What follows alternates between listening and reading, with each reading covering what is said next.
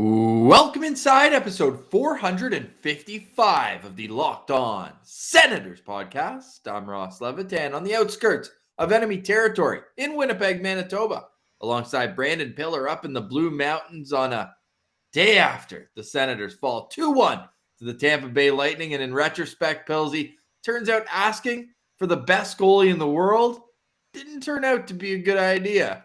Yeah, Ross, that's probably a bit of a heat check on our part, maybe cool things down. But, Ross, I forget what it's like to cover a loss here. So we're going to have to pull back deep into our bag of tricks and remember how to cover a loss because the Sens have been winning like crazy lately. But it's not like they got blown out of the building, right? A 2-1 loss, we can handle that. And they got a game tomorrow as well. So there's always that. No shame in losing 2-1 to a team that just vaulted into first in the National Hockey League when it comes to points. Steven Stamkos' 900th NHL point as well. We got lots to break down from this game. This is the Locked On Senators podcast, your team every day. Locked On Senators, your daily podcast on the Ottawa Senators. Part of the Locked On Podcast Network, your team every day. Today is Friday, December 17th, and Pillsy, credit to me. I got through the entire intro without mentioning how brutal the refs were last night.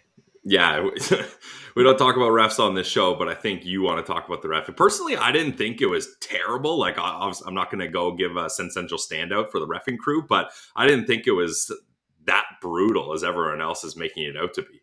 If you haven't listened to Locked On Senators in a little while, we've added the postcast after each and every Ottawa Senators game. So if you want to hear our Sen Central standouts, you can go listen to that. It's immediate reaction right after each and every game. Pillsy, the problem with the reffing, I mean, there were two brutal calls in my opinion. Number one was Brady Tkachuk's high stick on Costco Tkachuk, Boris Tkachuk, I think his name is. Costco Tkachuk.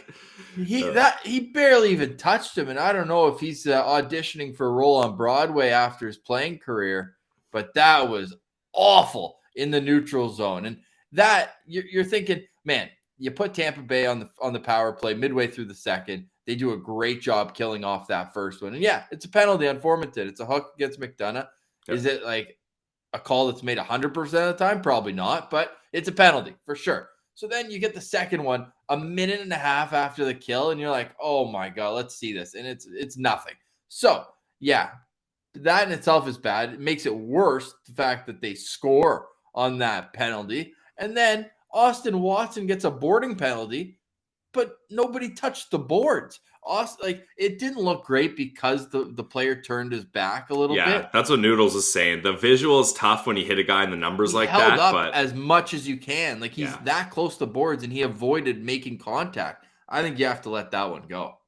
Yeah, that's the thing. It was a tough night for the Sens in that case, and especially in when you had that kind of consecutive penalties, and the PK had to show, hey, we're still on our game here, but you can only do so much when you're up against the Tampa Bay Lightning. And I still think the PK did a decent job. Like, to hold them to like 1 for 5 up against the Lightning is still really good. And so what is it now, Ross? The PK is 1 for 16 or 15 for 16 in the last 3 games. Correct. Something like that. So that's still pretty good when you're up against Tampa, Florida, and then Tampa again. So really, I don't... Well, you can go further back. They went 2 for 2 against the Islanders as well. Yeah, true. Yeah, exactly. So this PK has really shown it's a strength of this team. And man, talk about just killing penalties, but also Connor Brown and Alex Formenton, they've really been clicking lately, and they've been able to create offense on that penalty kill, which has been very impressive. Like, Connor Brown had that breakaway. I'm pretty sure that was on the PK, wasn't it? Sorry? Connor Brown's breakaway. I think it was on a PK. I believe so. Yeah, you're right. And that's when I think we were probably hoping Brian Elliott was in the net there, because Vasilevsky comes up with a big save. Okay, let's get away from the trivial stuff, the refs. You can't control the refereeing, but you can control the way you play this game. What was your biggest takeaway from last night's 2-1 loss to the Tampa Bay Lightning? My biggest takeaway has got to be how Anton Forsberg continues to impress. Like, this guy started the season off hot. The home opener was an epic game by him. Arguably his best performance of his career, probably. To date. Yeah, and I think he did have a game later where he broke Well, that that's what I record was or tied it. saying at the time. Like the Yes. date it was. And then in Carolina, he makes 47 saves. That's got to be the King Daddy topper right there. Yeah, exactly. So he started off hot, then he cooled down a little. He wasn't playing so great. I think he got hurt and he missed some time. And then he comes back and he's playing all these games in a row. He's winning all these games in a row. And he's doing it with such like a calm swagger about him. Like he's catching pucks. There's not many rebounds. And what impressed me the most about Forsberg in last night's game, Ross, was his ability to track down redirections. Like that one redirect by Radish early on in the game, most goalies wouldn't have had a chance on that, but he was right on top of it. He was in the right position. And then later on, there was another redirection where there was so much traffic in front. Forsberg's getting low, trying to find the puck, and he ends up just kicking out a pad right at the perfect time. So Forsberg really, for me, was maybe Thomas Chabot could be in there, but he was the Senators' best player last night, and he gave them a chance to win throughout the entire game.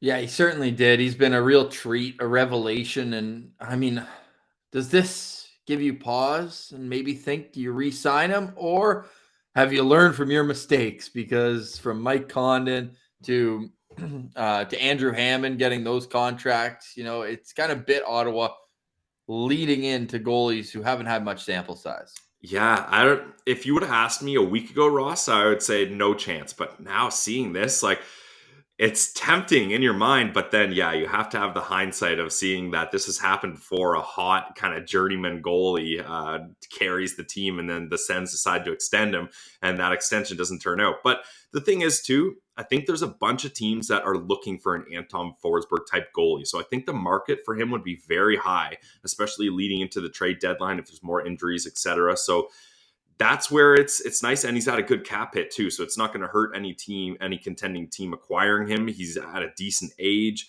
and the thing too is you've got guys coming up the pipeline here for the Sens, so you don't necessarily need Forsberg for a long time, and they still got to figure out the Matt Murray situation. I know that's on the back burner right now, but that's still a big contract with a high pedigree goalie that you've got in your system that it kind of needs to work out the kinks here and try to get back to where he was at. So I think you got to still look at trading Anton Forsberg, but we need to see a little bit more of an improvement from Gus here before you're real confident in shipping him out.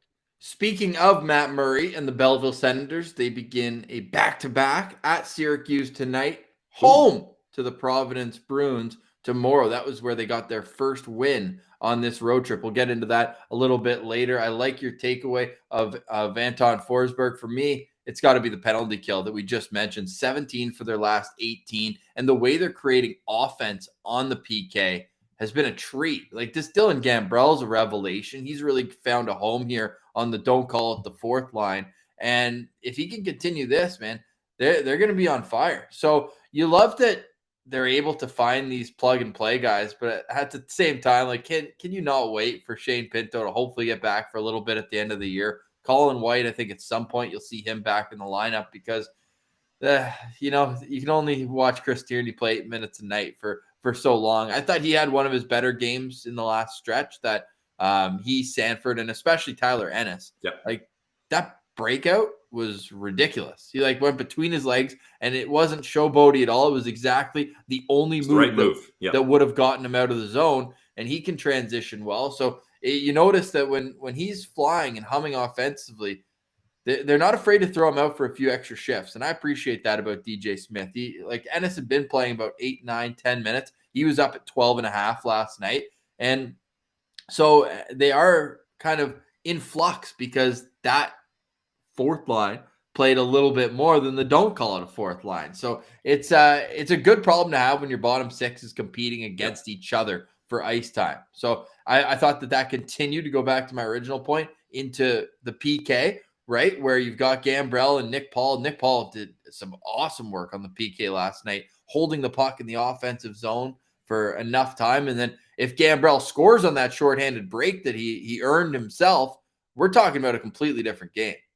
Yeah, definitely a completely different game. And that's the great thing, to have special teams where, the power play, it went over 2 last night. That's that's not that big of a deal. Only 2 chances. But for the PK to be able to, Hedman got that 1 power play goal, but for the most part, stop them and create offense. That's a big momentum boost. Like the boys on the bench, when the PK gets a 2-on-1 going the other way, that's got to fire them up and got to say, okay, once this penalty is killed, we're getting out there and we're going to provide some offense here. So I love the PK right now as well. PK's been great. Forsberg's been great. Just for the stats guys out there, 25 saves for Anton Forsberg. He allowed 2 goals against, and not much you're going to do on the game winner when you've got one of the best defensemen in the world able to walk in and wire a slap shot.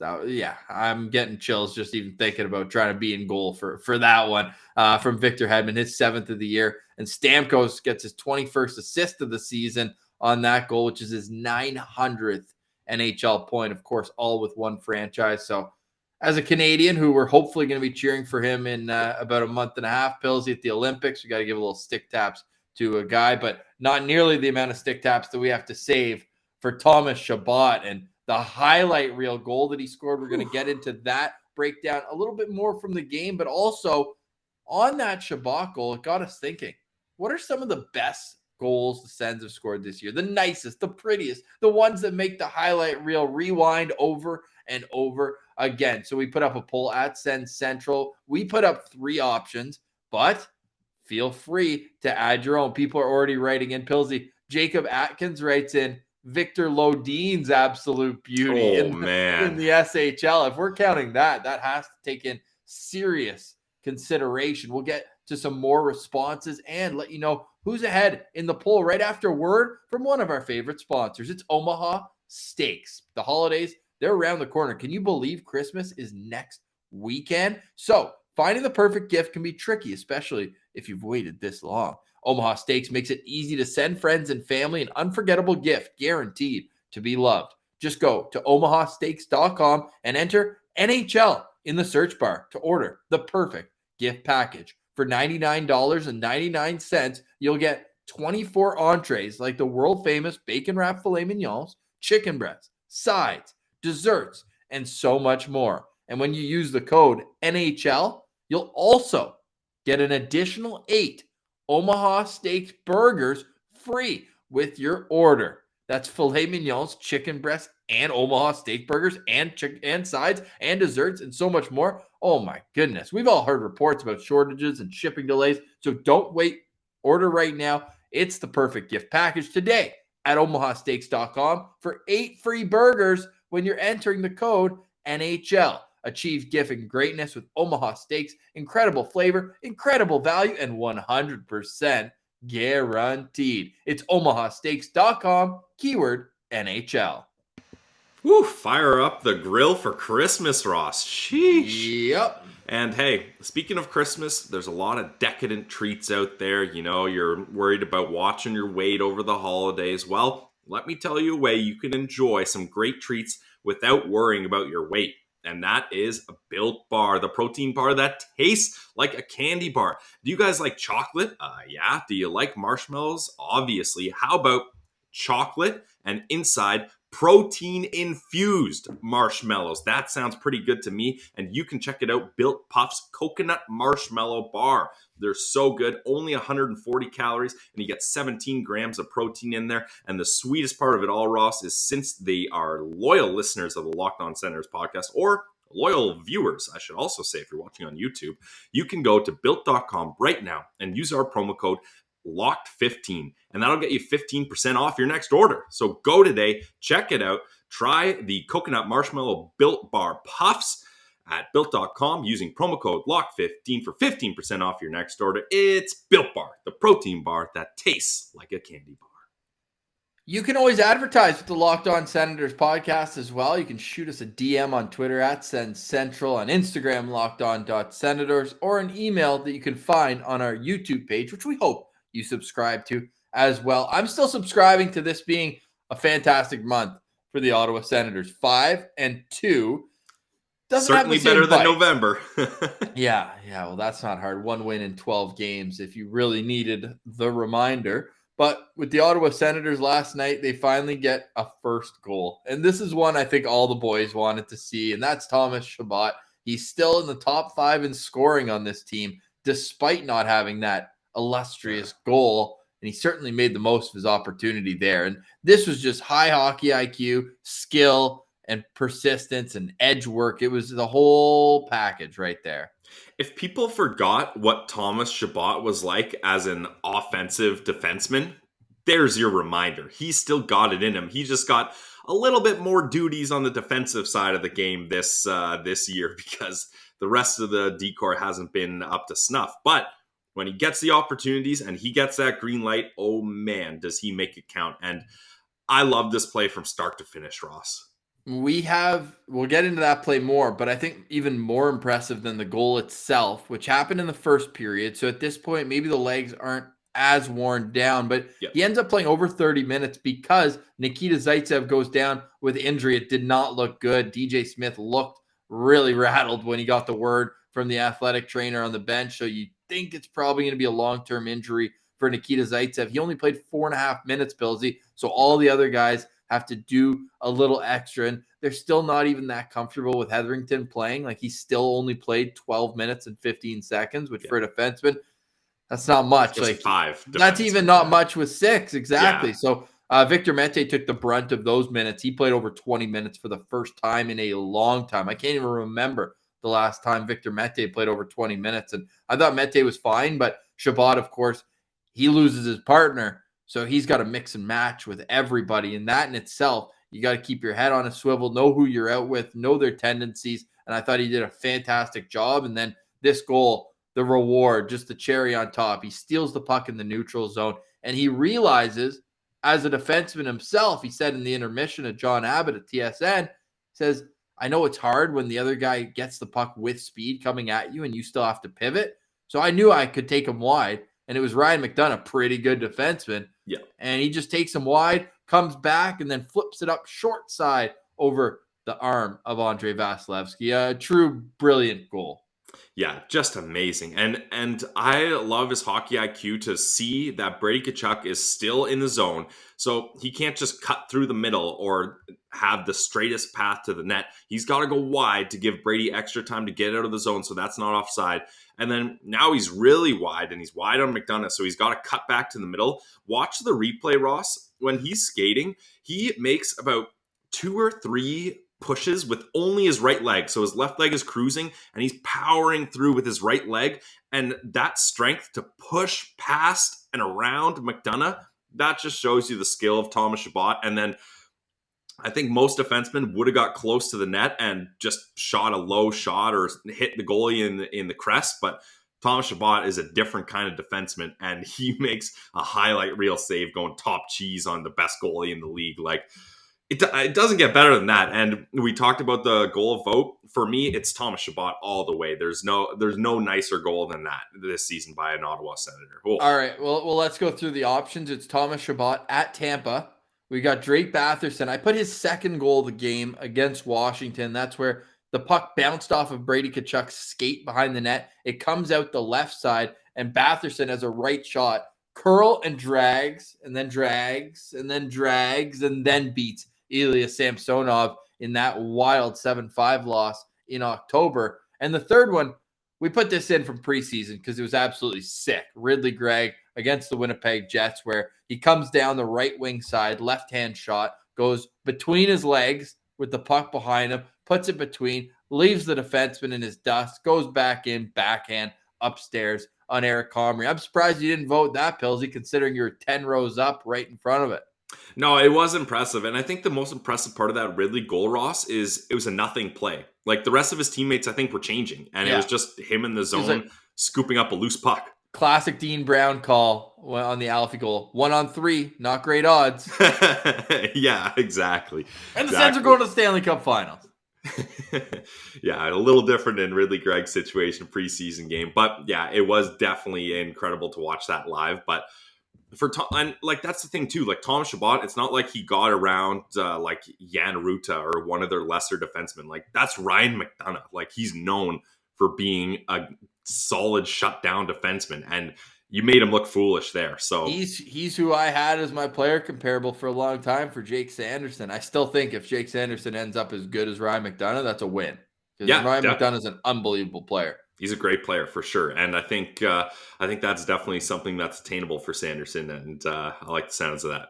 Before we get to the results from this poll, we've got a few write-ins as Other is making a push. No, Other's at 1%, but still lots of good ones here.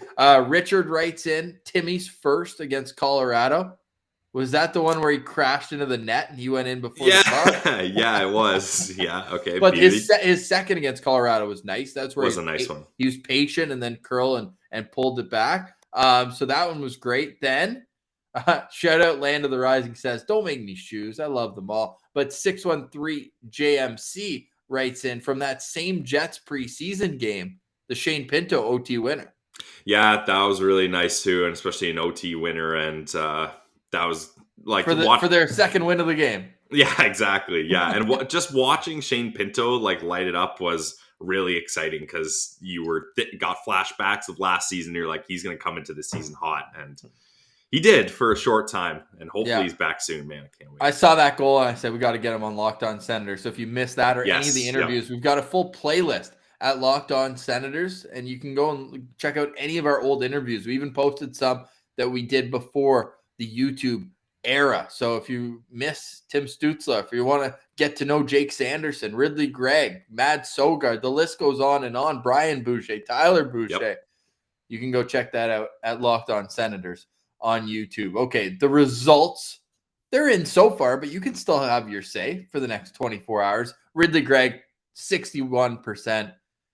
I'm with that. I just think that, like you said, turning nothing into something, although that's pretty much what Chabot did. Although the speed that Chabot was playing with in the neutral zone, you knew there was going to be a dangerous opportunity. Like you said, Ridley's teammates were changing. So not that they thought anything offensive was going to happen. And then Drake's goal is just absolutely sick. But we see him do that all the time. His hands and vision are quite the combination. So Ridley Gregg up at 61%, but go have your say. And if you write in, throw the video in there. I want to watch it myself. So nice. Yep. Go check that out. Kurt Watkins writes in. He goes, not from this year, but I love this goal in Selly. Since we're talking about Chabot, which one do you think's nicer? Do you think his OT winner against the Nashville Predators? Do you remember that one where he does it's over Selly right after? I remember the Selly, but I don't remember the goal. He comes in on the left wing. It's 3-on-3 overtime, so he's got a little bit more space, and it's Roman Josi defending him. So you get some bonus points for that, although McDonough or Josi, two of the league's best. Yeah. And he just goes short side upstairs from about the hash mark. So that was a beauty as well, but I think I'd probably take the Tampa goal over that. Yeah. But I mean, it's over Selly, like that's epic. All time at home. Yeah. All time. Yeah. You can bet that got the boys fired up. And if you want to bet when you're watching sports, you can go to betonline.ag, the number one sports book of the Locked On Podcast Network. Not even number one, the only sports book of the Locked On Podcast Network. And for great reason, too. You can bet on anything. Get your props in. Get your over-unders in. Get your futures in. All at betonline.ag. How you get your promo code, if you're looking down at the screen on YouTube, it's promo code Locked On. Promo code Locked On gets you a 50% welcome bonus on your first deposit. So if you put in $200, bingo, bango, bongo, that's $100 right there for you to wager on whoever you want. But if you've been wagering on the Ottawa Senators, you've been making money.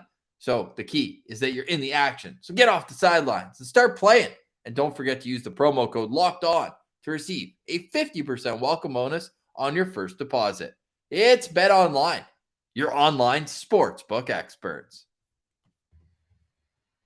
All right, Pilsy. So the Ottawa Senators fall to the Tampa Bay Lightning 2-1, the final score, but we are blessed with a highlight reel goal. So there is that. The Sens' next action tomorrow against the Philadelphia Flyers. Let's get a quick preview of that game and a reminder, you can join us on the postcast following that game. It's a 6 p.m. start in Philadelphia, so expect us to go live around 9:45. I also figured out how to schedule an event on YouTube. So when the Sens game ends, just click on that link and it'll put you in the room so that you don't miss us the moment we go live.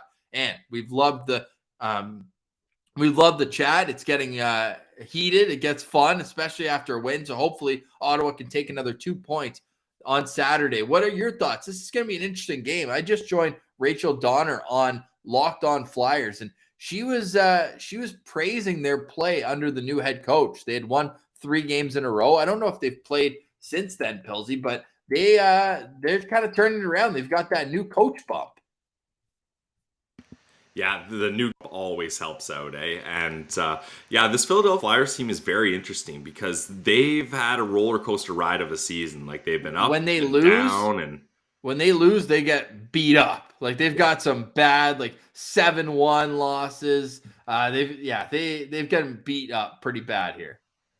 Yeah, that's the thing. So you hope you can find them on a night where they're feeling a little bit down on themselves and you can be a team to beat up on them. But are we getting into the preview right now, hopping into it? Yeah, for sure. And then we'll finish up the show talking Belleville. And then new segment alert, Forgiveness Friday. Pilsy is going to forgive some sins, and we'll finish up the show with that. But first, let's preview Ottawa, preview Belleville, and then finish off with a little Forgiveness Friday. All right, well, I'm going to start off with my lookout player, and that's going to be Cam Atkinson. Ross, this was a guy, I can't believe the Blue Jackets traded him away. Like, he was someone that wanted to be in Columbus. He signed a long-term deal there. And, I mean, they got Jacob Voracek back in return, so nice return. But Cam Atkinson has been lighting it up with Philly. I think last week he got a hat trick. He's been one of those guys that really has found his place on that line with, guess who? Claude Giroux. But he's really clicking lately, and for a little guy, he's someone you got to look out for because he's got one hell of a shot. Yeah, he certainly does. My lookout player is going to be future Ottawa Senator Claude Giroux. Now, This has been a brutal year for the Philadelphia Flyers. There's no question about that, but they still have one player producing as his usual clip. You've got Claude Giroux with 24 points in 28 games, 61% in the faceoff circle, 74 shots on goal. This guy just does it all. 17 of his 24 points as well, Pilsy, have been at even strength. So this is a guy who, what I find really interesting about Claude Giroux as well is he plays the wing and has played the wing for the last 5 years, really since Couturier made his major step up. But now with a couple injuries, Kevin Hayes, I think, is just back now, isn't he? Yeah, he was out for a while, then he came back, and then he was out for a while. It's been a tough year for him, yeah. Yeah, on and off the ice, of course, with the loss of his brother, unfortunately. But Claude Giroux, he goes back to center of recent times with Mike Yeo, and I think that's just his natural position. I think he's best when he's in the middle of the ice facilitating. Oh, and would you look at that? He set up Cam Atkinson for his hat trick the other night from playing in the middle. Oscar Lindblom, who you might know the name because he was going through cancer treatment just 2 years ago, right before the pandemic. He comes back, bang, he's starting to produce offensively as well. So this is a team you can't take you can't take easily. I mean, if you're the Ottawa Senators, you can't take any team easily if you're the Ottawa Senators. But when I'm looking at their stats page, can you believe this, Pilsy?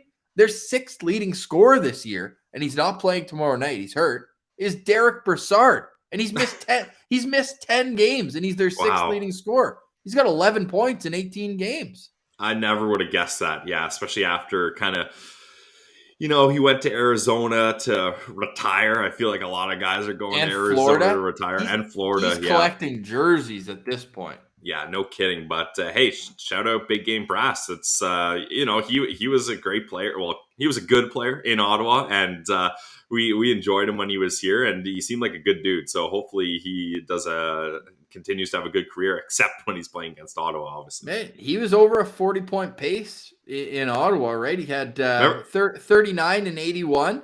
And then remember that one? That was the year, 39 points, and Dorion said their analytics and statistic model have him as the best player on the team of that year. That was another one of Dorion's very weird, bold statements. I forgot about that, even though he was 5th on team scoring behind Mark Stone, who had almost 20 more points than him in 10 less games. Kyle Turris had 55. Hoffman had 61. And, Erik Karlsson was on that team. I think that was him trying to make up for the Zibby trade. He's like, see, he's good.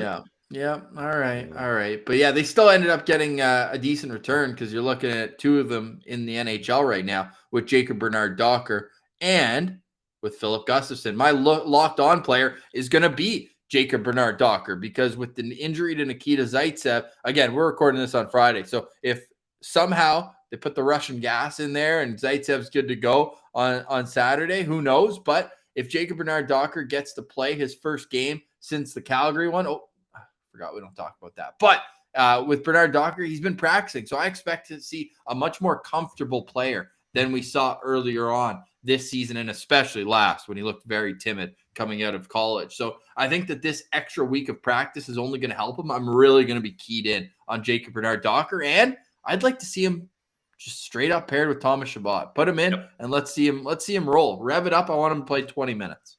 I agree, because finally the rest of this decor seems to be doing okay on their own, right? So why switch things up now? Holden and Zub, you found a pair there. Common denominator: Mike Riley, Thomas Chabot. Who else am I missing? Whoever, even Victor Mete was stabilized a little bit. Whoever plays with Artem Zub, Branstrom. Didn't Branstrom play a bit with Zub too, and that worked out well for him? So yeah. Zub.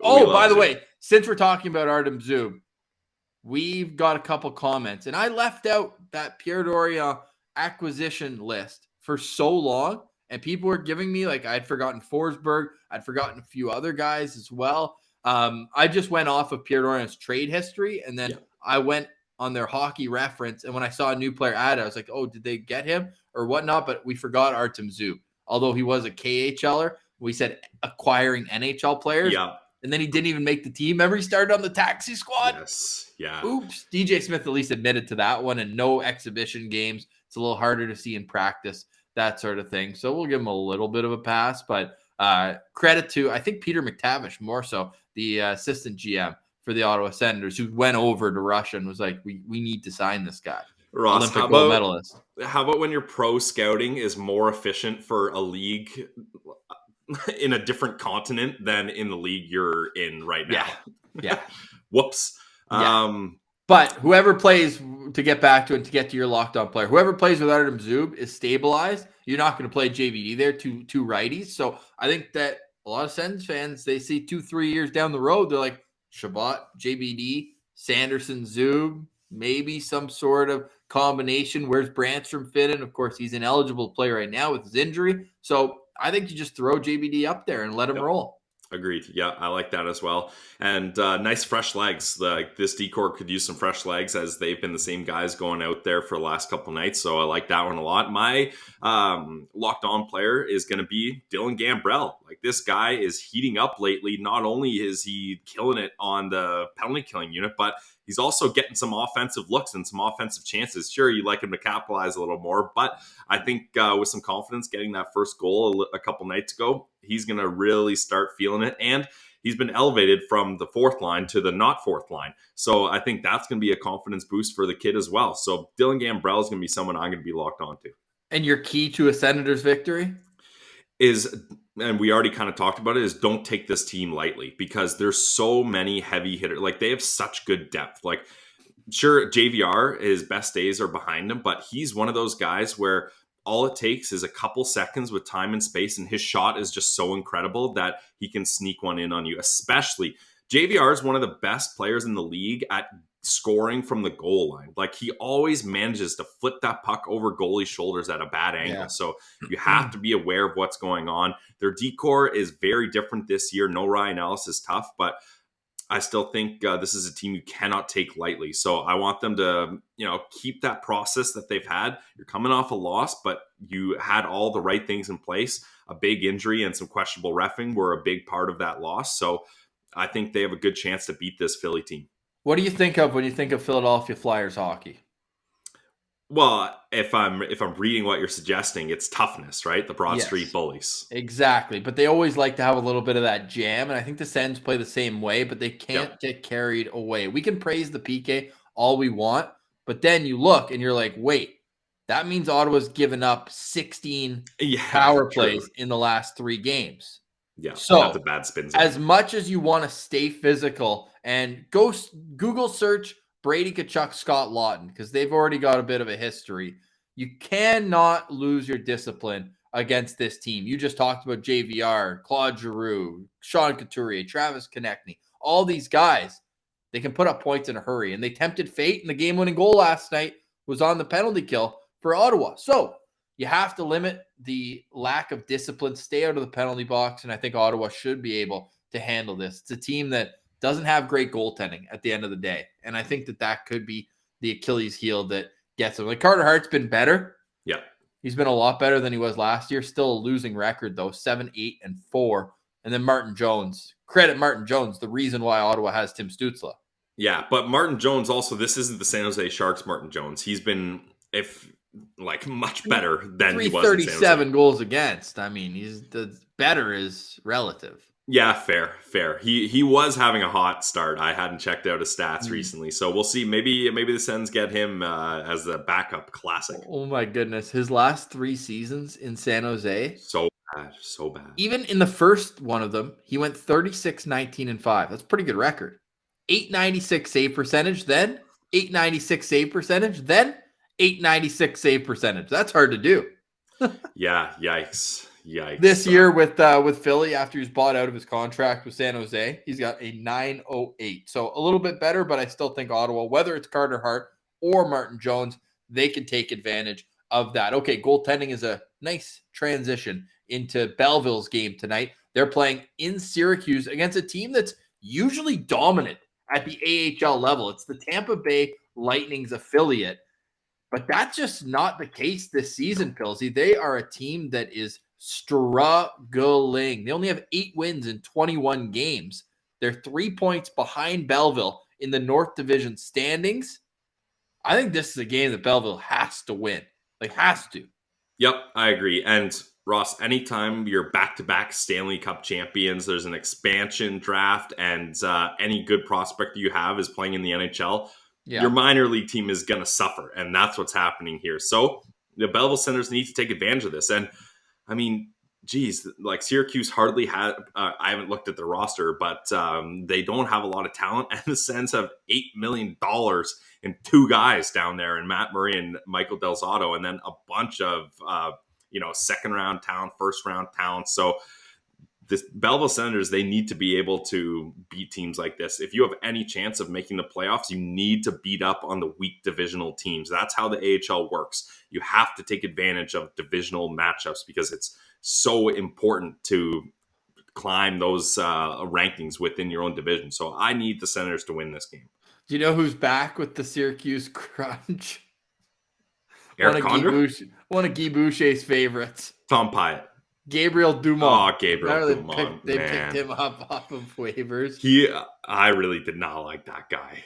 No. Sheesh. No, that was in the heart of everyone knew that Guy Boucher was the Sens pro scout. And you're just come on, enough's enough. Yeah, for real. So hopefully it'll be interesting to see if Matt Murray gets a start. You got to assume Michael Del Zotto is going to be on that top pair with Lassie. So that's a pretty damn good top pair in the AHL.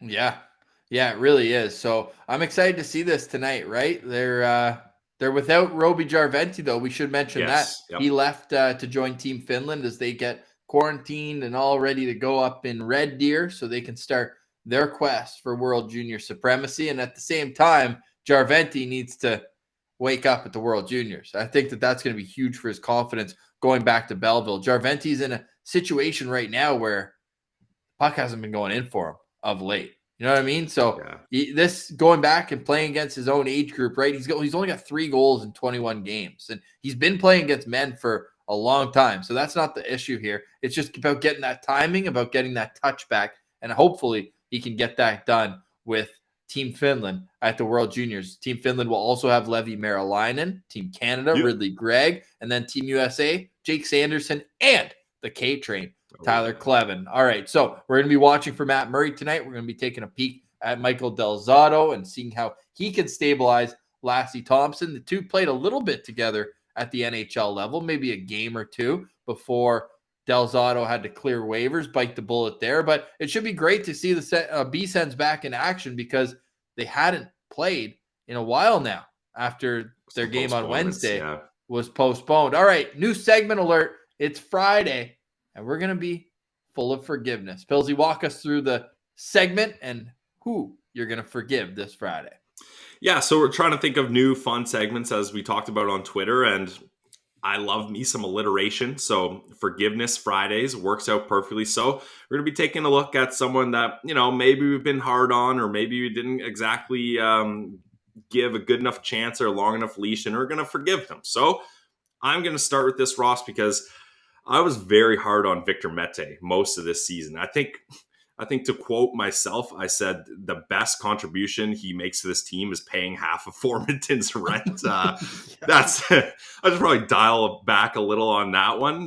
Victor Mete definitely playing much better. And with Nikita Zaitsev going down last night, he was him and Zub basically kind of took half of those shifts with Chabot, and I thought Victor Mete looked good up there. And like when you get to play with the team's best defenseman, that always helps. But on the flip side there, you're also going up against the other team's top lineups. So I thought Mete did a decent job. Like you said, 20 minutes, that's the most he's played in quite a while. So that was a big step up. And I also thought he was getting his feeling with the puck back. Like when we first picked him up off waivers last season, you're like, wow, this guy can skate, he can move the puck, he can transition up the ice. We didn't really see that this season. But in last night's game and the last couple of games since he's been a mainstay on this decor, I thought Victor Mete looked a lot better. So Forgiveness Fridays, I'm forgiving Victor Mete, and I'm liking what I've seen from him lately. He's done you solid. Last night, his 20 minutes and 5 seconds were the most he's played all season long. Yeah, makes sense. And he was an even player. So you like to see that from him as well, because his next highest time on ice, -2, his next highest time on ice, -3, the time after that, -2, the time after that, yeah, you get what I'm doing. Yeah. But he was right. Forgiveness. Sorry. Victor Mete was awesome last night, filling in for Nikita Zaitsev. I got to forgive Anton Forsberg, and I've had this in my back pocket for a little while. When Philip Gustafson was playing as well as he was, Matt Murray, you never knew whether he was going to practice, play, or sit out with injury or illness. I was ready to put Forsberg on waivers, and that would have been an absolute laughable move. I would have been fired as GM, but you can't fire me from this podcast over it. But I will apologize to Anton Forsberg, because since I said he should go on waivers, he's 5-1. So decent. Yeah. So he took that personally. He took, hey, that's what we do. We just want to pump the boys up on this show, right? It's Sens hockey. Let's feel good about it, That being said, the tough test here. What's your prediction on Saturday's game? I think we're going to see a lot of goals here, Ross. I'm happy for that. I love it. Hey, we're a goalie-friendly show. We love the low scoring of games, as long as it's high event, low scoring. Yep. But give me a barn burner on a Saturday night. On a Saturday? Hell yeah. Yeah, I love that. I don't want to mush the Sens, but if I don't bet on them, I don't think I mush them. So we're going to go 5-4 Sens OT win. 5-4 Sens OT win. There are some great Sens Flyers games in Philadelphia. Oh my God, yes. You think of Mark Stone, Steel Snipe Selly during the Hamburglar run in the final game of the season to get Ottawa into a playoff spot. And then where you thought I was going, 2004. I believe it still stands. It has to still stand. Most penalty minutes in NHL game.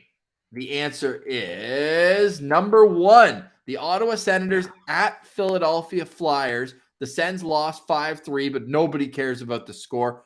419 penalty minutes in that game, the most in NHL history. The games that are in second, third, fourth, and fifth were in the 80s, or something. 70s, 90s, and 80s. Yeah, long time ago. That's old-time hockey back then. And yeah, the Sens and Flyers, that's a weird rivalry, but they heat up for it. I got the score sheet here right now. Jason Spezza, 35 penalty minutes in that game. What a meathead. No wonder he got suspended this year.